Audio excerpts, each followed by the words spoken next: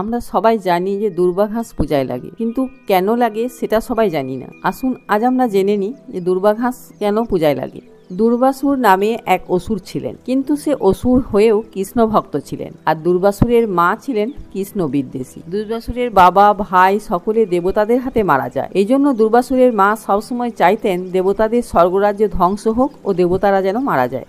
একদিন দুর্বাসুরের মা দুর্বাসুরকে বললেন, তুই ত্রিদেবের তপস্যা কর। ত্রিদেব হলো ব্রহ্মা, বিষ্ণু, মহেশ্বর। তপস্যা করে অমরত্ব লাভ করে ত্রিলোক জয় করে আয় এবং আমি এই ত্রিলোকের রাজমাতা হব, এটা আমার আদেশ। মায়ের কথা মতো দুর্বাসুর নির্জনে গিয়ে কঠোর তপস্যা শুরু করেন। হাজার হাজার বছর তপস্যা করতে লাগলো, কিন্তু সেই তপস্যা ভাঙলো না। তার সমস্ত মাংস পচে গেছে, হাড় খসে পড়ে মাটিতে মিশে গেছে, তবুও সেখান থেকে ত্রিদেবের নাম উচ্চারিত হচ্ছে। এই সময় দেবতারাও ভয় পেল দুর্বাসুরের তপস্যায়, তাই তারা তপস্যা ভাঙার বিভিন্ন কৌশলের সাহায্য নিয়েও ব্যর্থ হল। অবশেষে ত্রিদেব এলো। ব্রহ্মা তার কমণ্ডলের জল ছিটিয়ে দিয়ে রক্ত মাংস এক করে আগের রূপ দিলেন এবং বর প্রার্থনা করতে বললেন। দুর্বাসুর বললেন, প্রভু, আমি মাতৃ আজ্ঞার জন্য এ তপস্যা করেছি। আমার মা বলেছেন অমরত্বের বর নিয়ে আসতে, তাই আমি এই কঠোর তপস্যা করেছি। আমি জানি হে নাথ, আমাকে যদি আপনারা অমরত্ব বর দেন তাহলে আমার মা আমাকে দিয়ে আবারও খারাপ কাজ করাবে। তাই হে নাথ, আমাকে আপনারা এমন বর দেন যাতে আমি অমরও হতে পারি, আবার আপনাদের সেবায়ও লাগতে পারি এবং